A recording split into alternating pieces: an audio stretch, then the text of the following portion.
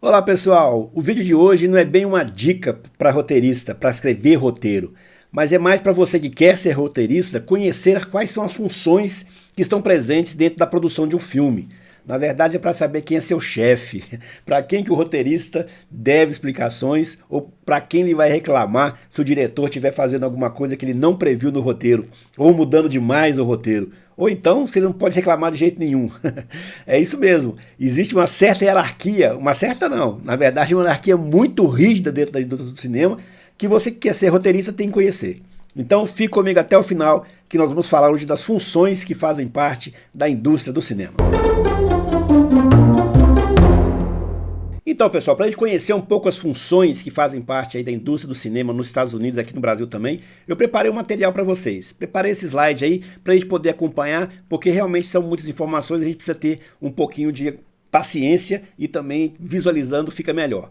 Bom, outra coisa que vale a pena falar é o seguinte, isso não é uma coisa rígida, né? Fixa, numa norma contratual, e depende muito de cada produtora, cada estúdio, né? Porque às vezes entra um ator famoso que exige um diretor, que exige um roteirista, fulano só trabalha se for com um diretor tal, tem muito disso lá em Hollywood. Então assim, é variável os contratos, essa hierarquia. Mas as funções, elas existem, são as mesmas. Mas como elas vão se dar, o tipo de negociação e principalmente a hierarquia, vai depender muito de estúdio para estúdio, diretor para diretor. Possivelmente os grandes diretores, né, que são produtores dos seus próprios filmes, é completamente diferente, né, a relação contratual, e às vezes é segredo, né, não é divulgado exatamente porque envolve muito dinheiro. Então isso não é um padrão rígido, mas dá para você ter uma ideia e você que está começando agora vai enfrentar uma situação dessa aí dentro dessa estrutura, seja nos Estados Unidos, seja no Brasil, ok? Então vamos lá. Primeiro, nos Estados Unidos, como é que é o staff do cinema nos Estados Unidos? Primeiro é o produtor. O produtor é o dono do filme, é o que tem o dinheiro. Ele contrata todas as outras pessoas. E esse produtor, pessoal, ele pode ser alguém completamente fora do ramo do cinema. Um cara investidor famoso, tem muito dinheiro, um bilionário lá do agronegócio, do dinheiro aplicado, da indústria de não sei da onde. O cara tem muito dinheiro, ele quer investir no filme, investe 100 milhões para tentar ganhar 500 milhões. É um baita de investimento. Então não é negócio, é simplesmente um produto. Não tem nada a ver com arte, né, propriamente dita. Ele investe por investir como se estivesse investindo num outro negócio qualquer. Então o produtor é o cara que tem o dinheiro. Ele pode ser dele ou representante de alguém. Eu não tenho dinheiro, mas eu represento um grupo de investidores ou um fundo de ações que vai investir naquele filme. Ou seja, é o cara que representa alguém que tem dinheiro ou ele tem o dinheiro. Então é ele que vai financiar o filme. Hoje em Hollywood quem manda é esse cara. Antigamente os diretores tinham até algum peso na escolha, no ritmo do filme, na produção. Eles brigavam muito, o produtor ia lá sempre tentava apaziguar alguma coisa. Hoje não. Se o diretor não fez alguma coisa que o produtor queria, ele simplesmente dispensa e contrata outro, né? Não tem conversa. Então o produtor é o cara que manda, é ele que realmente tem o dinheiro. Abaixo dele nós temos o produtor executivo e o diretor. O produtor executivo é o cara que vai executar o filme, ele que vai controlar todo o orçamento. É ele que vai chegar para o diretor e falar assim, olha, aquela cena que você pensou assim, nós não temos condição de fazer, não temos dinheiro. Aí o diretor, mas eu quero, se não for desse jeito eu tô fora. Tchau, né? A gente contrata outro. Então o produtor executivo é o cara que vai fazer exatamente o que o nome diz, executar todo o planejamento do filme. E aí vocês podem ver que alguns filmes têm diretores famosos que são produtores executivos. O Spielberg mesmo já foi produtor executivo de vários filmes, inclusive de um dos filmes da franquia Transformers. E por que acontece isso? Exatamente, se eu sou um cara que não conheço cinema, tenho dinheiro, mas não conheço cinema, como é que eu vou saber lidar com toda essa demanda da estrutura, ou lidar com o diretor, ou lidar com essa questão se esse cara vai estar fazendo realmente um filme que vai garantir ali o meu investimento, né? Que eu não vou perder o dinheiro. Eu contrato quem sabe. Então, geralmente, os caras que têm muito dinheiro, ele contrata uma produtora, ou do Spielberg, ou de qualquer outro diretor famoso, e esse diretor famosão passa a ser o produtor executivo. Mas olha só, não é o Spielberg que vai ficar lá fazendo continha, né? Ele vai assinar, ele vai dar a visão dele, ele vai dar a última palavra. É o cara que vai comandar a execução do planejamento, a execução do roteiro. Ou seja, vai cumprir o orçamento. Essa é a principal função do produtor executivo. Segurar ali a cabeça do diretor, as ideias malucas dele, para ele poder segurar o orçamento. Depois do diretor executivo, tem o diretor de produção. O diretor de produção é o cara que vai gerenciar o set, que vai gerenciar toda ali. Esse cara sim pega no batente. Né? O produtor executivo, ele manda, ele controla, mas o diretor de produção é o cara que rala pra caramba mesmo. Então esse cara aí vai fazer, vai conseguir tudo que for necessário para tirar o filme do papel e levar até o final das telas. Né? O diretor de produção está aí acompanhando até quando ele entrega o filme para a distribuidora e ela vai encaminhar o filme aí. Tá? Então assim, esse cara trabalha pra caramba mesmo. Do outro lado temos o diretor. O diretor, esse sim, pensa a parte artística do filme, a parte estética, o visual. Né? Ele pega o roteiro antes, discute com toda a sua equipe como contar aquela história. Então todas as demais funções que dizem respeito ao filme, né? Diretor de fotografia, cinegrafista, iluminação, figurino, cenários, e por edição, som, trilha sonora, tudo aí está debaixo das asas do diretor. Tá? Essas funções técnicas, artísticas, estão todas ligadas ao diretor, inclusive o roteirista. Tá? Inclusive o roteirista. Ele primeiro está ligado ao diretor. Se tiver uma divergência entre o roteirista e o diretor, ele vai no produtor. Aí o produtor vai decidir quem está com a razão e vai mandar um dos dois embora. Ou vai tentar resolver a situação ali. Então todas as demais funções que dizem respeito à produção do filme, à gravação, à filmagem, está ligado diretamente ao diretor. Embaixo, as outras funções, jurídico, marketing, qualquer outra, administrativa, executiva, está ligado diretamente ao produtor. Então, são dois mundos separados. O mundo da produção do filme, da filmagem, da realização mesmo, e a parte de organização de produção para dar condições ao diretor de contar a história que ele visualizou, que ele tem na cabeça dele. Nem sempre isso dá certo. Então é assim que funciona, mais ou menos, né, no geral, nos Estados Unidos, a equipe principal, né, como é que se estrutura o filme. No Brasil, nós temos algumas pequenas diferenças. No Brasil, nós temos também um produtor, mas geralmente não é o cara que tem dinheiro, não é o dono do dinheiro e nem representa alguém que tem dinheiro. É aquele que conseguiu a captação de recurso via lei de incentivo. A maioria dos filmes do Brasil são filmes patrocinados por lei de incentivo. Então, ele não é um filme que... até tem a figura do produtor que investe dinheiro, mas não é como é nos Estados Unidos, aquele cara que banca o filme com o dinheiro dele. Não, isso é muito difícil. Aqui sempre tem um grupo, uma empresa por trás, um patrocínio, então muda-se um pouco, né, de figura. Inclusive o diretor e as demais funções estão ligadas diretamente ao produtor, mas a produção executiva às vezes não. Por isso que eu nem coloquei a perninha ali, ó, para você ver que não tem uma perninha ligando o produtor ao produtor executivo, porque às vezes ele contrata uma produtora separado e depois vai prestar conta dessa produtora para a produção do filme. Então, às vezes, não tem ligação direta do produtor com o cara que faz a captação. Ele depois vai ter que apresentar toda a documentação, as notas, no que ele gastou para prestar conta ao governo. A Lei Rouanet é uma coisa séria, né? Funciona mesmo assim, a gente já mexeu com isso um pouco, é uma burocracia muito violenta. Então, falar que o governo dá dinheiro na lei do Rouanet, isso não é verdade, né? Isso não é verdade. Ele capta esse dinheiro no mercado, esse dinheiro é do mercado. Essa empresa que dá o patrocínio, ela desconta uma parcela disso no imposto de renda que ela ia apresentar, mas então não tem transferência direta do governo para o filme. Tinha na época da Embrafilme, isso lá nos anos 90. Quando o Collor foi presidente do Brasil, ele acabou com o Embrafilme. Aí o Brasil ficou aí quase 2, 3 anos no limbo, sem produção de filme nenhum, até que surgiu as leis de incentivo. Tá? Então, nas leis no Brasil, muda um pouco essa configuração, e aí é mais complexo ainda, porque tudo vai estar ligado aí ao acordo, à prestação de contas que essa produtora vai fazer ao governo, do que foi gasto na produção do filme. Alguns dão até problema demais, né? Chateau, né, o filme aí, Chateau do Guilherme Fontes, deu até hoje, eu acho que o negócio está quebrando a justiça aí por conta dessa prestação de contas aí que não foi muito condizente. Dá um pau quebra mesmo, né? Tem alguns problemas mesmo. Mas você vê que a função é a mesma. Aqui também tem o produtor executivo, tem o diretor de produção, só que aqui tem uma produtora no meio. Tá? Aqui tem uma produtora que vai exatamente intermediar aí essa realização, né? E ela está diretamente ligada aí aos outros departamentos, estão ligados a ela, departamento jurídico, marketing, é toda dessa produtora. Às vezes eu consigo a captação do filme, mas eu não tenho recurso nenhum, eu simplesmente direciono isso para alguém, porque a lei prevê, eu posso passar isso para alguém fazer.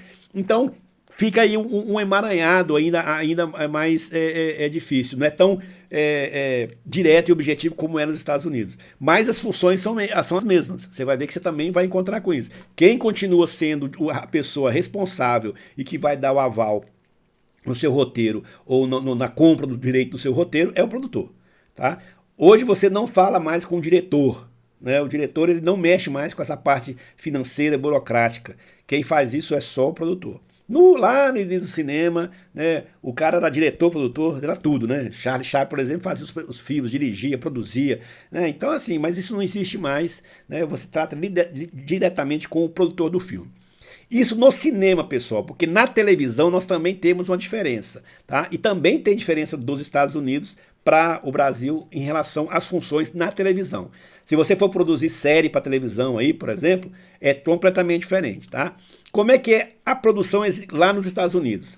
Nos Estados Unidos nós temos a figura do produtor e o produtor executivo se mistura muito, porque é um cara que ele tem a ideia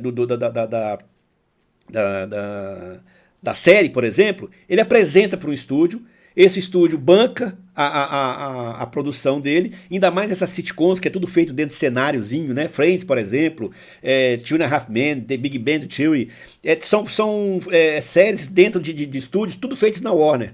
Então o produtor apresenta para a Warner essa ideia, a Warner banca, né? Esse cara que contrata os atores, ele realmente toma conta ali toda da execução.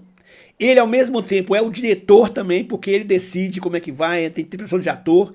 E aí ele vai para esse estúdio, ou a produtora, apresenta a ideia e a produtora assume toda então a parte de marketing, de jurídico, e aí vocês estão vendo um pedacinho do diretor. O que o diretor, numa série de televisão, faz? Dessas sitcoms, que é gravada dentro do estúdio. Ele é a parte técnica, pessoal. É o enquadramento, é a câmera onde fica, onde posiciona, se a luz está boa. Às vezes ele fala se a interpretação tá boa, porque a maioria das vezes é o produtor também, né, que faz essa avaliação. Se a plateia tá lá, fizeram uma piada, não riram, o diretor chama o roteirista, reescreve de novo, até a plateia rir, né? É isso aí mesmo, entendeu? Então assim, ele comanda, a série é dele, ele comanda toda a série, então ele produz, né, como o cara que às vezes ele banca, às vezes tem um contrato com um estúdio de dividir, sei lá, isso aí é muito, muito complexo. Mas ele é o cara que executa, né, ele produz o filme porque tem dinheiro e também executa, porque tudo que essa parte de produção, de direção de produção, diretor de cenário, figurino, aí o estúdio vai dar, né? O estúdio dá, então é tudo por conta dele. Trouxe como exemplo para vocês aí, ó, esse cara aí chamado Chuck Lorre. Esse cara é um fenômeno nos Estados Unidos. As principais séries, sitcoms, hoje, né, no passado também, e hoje, são desse cara. Two and a Half Men é dele, The Big Bang Theory é dele, Michael e Molly é dele, Young Sheldon é dele, né? Então, assim, é um cara que está direto produzindo, nunca parou de produzir, todas as séries dele são séries de sucesso, e é esse cara que fica lá no estúdio, coordenando todo o trabalho, toda a dinâmica de gravação. Todo mundo aí é funcionário dele, né? Funcionário dele, menos os caras do estúdio. Mas se ele quiser, ó, não gostei desse diretor aqui, quer trabalhar com outro, o estúdio troca na hora, né? Porque é ele que manda mesmo. Então ele não é um cara simplesmente que investe dinheiro, é o cara que executa também, que controla toda a ação executiva da série, tá? Trouxe para vocês entenderem melhor, trouxe um exemplo aí do Mandaloriano, que é um filme, que é uma série também, televisiva, né? Tá mais pro streaming, né? Também como funciona no streaming, que é da Disney, não é de televisão mesmo, mas é dentro dos moldes da televisão. Nessa série nós temos 3 empresas, então, que estão envolvidas na produção dele. Ó, a Disney, a Lucasfilm e a Fairview Entertainment. Essa Fairview aí é de um dos produtores executivos, eu vou mostrar ele pra frente. Então essas 3 empresas se juntaram e falaram assim, ó, vamos bancar essa série, tá? Então aí, esse pessoal, os donos, né, da Disney, da Lucasfilm e dessa outra empresa, decidiram aí fazer o Mandaloriano, então eles contratam produtores executivos para poder fazer o filme. Tá? Então, assim, já não é mais o produtor e produtor executivo. Eles contrataram. Só que aí então é o seguinte, ó, esse John Favreau aí, ó, John Favreau, ele é o dono da empresa e ele é o produtor executivo. Então o contrato dele deve ser completamente diferente, né? Às vezes ele não ganha como diretor, produtor executivo, mas vai ganhar uma percentual a mais aí nas assinaturas, sei lá. Existem várias formas de contrato.